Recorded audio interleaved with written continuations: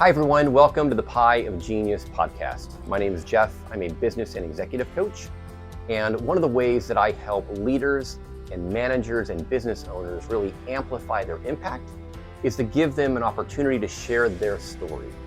And I always find it fascinating when you get to hear not just what someone does, but the story and the people behind it. And I'm sure that you will too. So welcome to this episode. I hope you enjoy it. And if you do, please subscribe and share it with your friends. All right, guys, enjoy the episode. Hi, everyone. This is Jeff. Welcome to Jackson's Beach.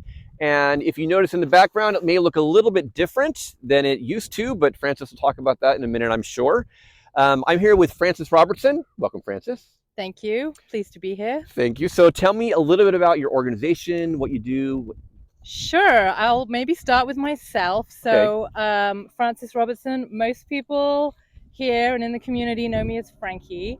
I'm a marine biologist, a marine mammal biologist, actually. So I've studied cetaceans, whales, dolphins, porpoise all over the world. Here I've studied southern resident killer whales and also minke whales. I earned my PhD at the University of British Columbia studying the impacts of oil and gas exploration on bowhead whales in the Alaskan Arctic. So I've been to some really incredible places, really fortunate, but I've landed here in this wonderful community, married into the community somewhat, and just really fortunate to be able to continue in my day job some of my work with marine mammals. So my day job, what do I do? Who do I work for? I work for San Juan County in the Department of Environmental Stewardship, where I'm the Marine Project Manager. In that job, as I said, I'm able to continue some of my whale work. I lead the county's efforts for southern resident killer whale recovery. A lot of the work we do is trying to influence boater behavior and trying to shift boaters into best boating practices around whales. So working with our Be Whale Wise partners. And one of the things that we did in 2018 with the Marine Resources Committee was introduce, let me get it the right way around here. Oh, there we go. The whale warning flag. We love to promote this flag. So basically, this is a really great tool that helps boaters alert others to the presence of whales. Oh, so they like put it up. You put it up. It's like a diver down flag. Okay. So if whales are in the vicinity, you put the flag up. It tells others that whales are around, and you need to slow down and kind of proceed with caution. Keep your eyes peeled. That kind of thing. And the really great thing, we introduced this in 2018, and it's now been adopted like statewide. So that is pretty cool. And the federal government through NOAA, they promote it in this region also. So that's kind of one example. And we've been involved with various things related to killer whales over the years also. But some of the other things I do in my job now are managing shoreline restoration projects like the one here at Jackson Beach.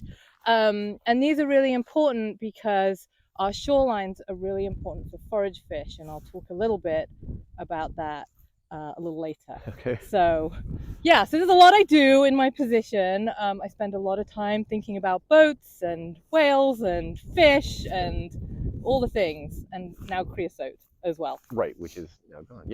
Yeah. So that's excellent. And so what is in between you or in your department? Can you share us one short story of how you made someone's day, made someone smile? You know, this was a really tough question to think about, because I think there have been several times where I've been like, yeah, that was really cool. That really made someone smile. There's been a couple of instances related to the whale flag, but I think most recently was just being here last week while we were removing these piles here and having the opportunity to talk to members of the community who like regularly walk down here, walk their dogs here, and who came along and were like, this is amazing. I can't believe this is finally happening. And that was just really gratifying to know that it's like, yeah, we're doing something really good here, not just for the environment, but also for our own community as well. And so that kind of really keeps me going. Right. Well, that's It's a good story, and I can imagine people walking past just ask like, "What's going on? What's happening here?" Yeah, Because the gravel pit closed down probably 20 plus years ago, yeah, right? I yeah. think, and yeah, they've been this whole time. It looks kind of strange. You can, I mean, once you guys come down here, it feels kind of weird because it's been here for so long. But now that you can, the view, It's like they were never it's like here. it seems like a much more open view. So it's super cool. Yeah. Um, so, is there anything you like to highlight Okay. right Oh, now? that's so much I would love to Okay, highlight, and you're about to get your ear talked all off. right. Um, so I think one of the things that I really like to highlight more and more these days, especially as I have the opportunity to learn more, is the importance of the San Juan Islands to salmon. And I Oh, think this okay. is something, and in a way that maybe people don't think about too often. And it's the importance of the islands to the juvenile salmon that are migrating from their natal streams out to the ocean. So the San Juans is kind of this pit stop on the way. Oh, all right. It's super important. The nearshore environments, the eelgrass beds, the kelp beds, they provide this shelter. They provide food for these salmon to like beef up on and get Well, stronger okay. and it increases their ability to survive as they head out to the ocean where Hmm. they mature out Okay. in the ocean. And I think few people really appreciate the importance of the San Juan Islands for that life stage of salmon. And this brings me to forage fish, the Okay. little bait fish. And this is kind of part of the reason that we're here Okay.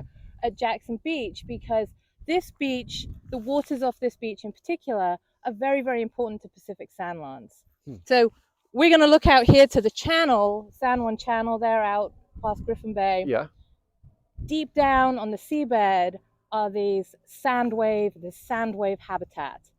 So if you think sometimes you go to a beach and it's like you kind of have those Mm-hmm. that You can see. wavy, Yeah. Right. you can see the waves where the tide has been and it's influenced the sand. Right. Like think that, but on the seabed, and millions of juvenile sandlance are living in that habitat, but they need the beach and the intertidal area. So where the tide comes in and goes out, that's Okay. the intertidal habitat there.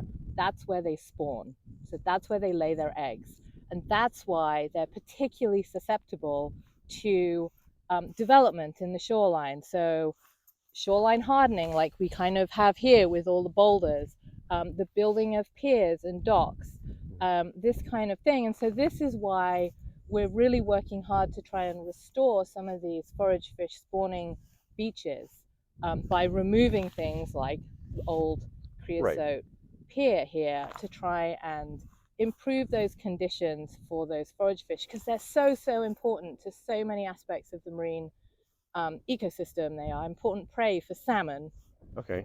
for seabirds like the marble mullet, an endangered species, to many species of marine mammals. Think harbor seals and up to the large whales. Okay. Like They're all eating those they're all eating those tiny little little fish. fish. Yeah. Okay. So I like to call them the mighty little fish. Okay. So we weren't expecting that, were No, you? I knew nothing There you about that. go. So that's good to know. Yeah. So I think, that's something I really love to highlight about the San Juans, is something just, we're a pretty special place within Right. the Salish Sea. See. We are essentially the center of the Salish Sea, and it's a really incredible inland inland sea that's incredibly diverse, but it's challenged on like all edges. It's challenged. That's fascinating. Yeah, because I knew nothing about that, and now I do. Yeah, and you live in the So islands. thank you. I There appreciate you that. I go. appreciate that. So is my last question is always, what is one thing that you really love about your job? Oh boy, I love my job. So it's a really hard question Mm-hmm. again. But I thought about this, and there are like two things I think that I really love about my job. Um, I would be remiss to say that my team, like the people that I work with in the Department of Environmental Stewardship, it's really special when you have a group of people that you're working with that motivates you and like you're really excited to go to work with every day. I think that's really cool, and like we've now put together this really incredible team of local people who live here. Right. And I think that's really important. The other thing that I really love about my job is kind of that mixture I get to bring in my scientific background and my expertise there and apply it to the work we do here, not just for the benefit of the environment here, but also for the benefit of our community. Because I really feel really strongly that all the work that we do for the environment, it has to be in partnership with our communities. We are part of this environment, and I think there are things that we have to change about the way we may do things. Most of those are pretty small behavior changes, to be honest, that we can do that makes a real tangible impact on improving particularly our marine environment. So yeah, I think there's that aspect, and then also just connecting, the ability and the opportunity to connect with people at all levels. I work with people at all these different government agencies, with nonprofits, science, the research sector, members of the public. It's just really cool to be able to bring everyone together. All those people together. Yeah, and bring that energy together, and then see like the things that you implement locally ripple out to the larger area and have like this much larger impact. And I think that's really something I really love about my job that I don't think I would have got if I'd stayed in academia. Yeah. A lot of different connections you get to make that you didn't have, that you wouldn't have had before, and the whole community aspect of living here and working here and interacting with people. That's great. Well, thank you very much. I learned something new. I forgot the name of the fish that live out there on the little ripply part of the bottom. Pacific sand lance. Pacific sand lots? Sand lance. Sand lance. Lance. It's the accent. It's the accent. I can't write. Sorry. Anyway, there's some little fish that live out there that are necessary for salmon. Yes. That's important. Yes. That's good. Well, thank you everybody for watching this episode. I'm going to put all the contact information for Francis down in the show notes, so you can go to the county's website, talk about stuff, learn about the whale, what's it called? Not whale. Whale warning flag. The whale warning flag, or anything with the whole whale watch stuff. So anyway, you guys have a great day. Thank you for joining us here at Jackson Beach. Come on down and you can see this whole new view that we have that we didn't have up until last week when it all came down. Yeah. So, all right, guys, have a great day. Bye-bye.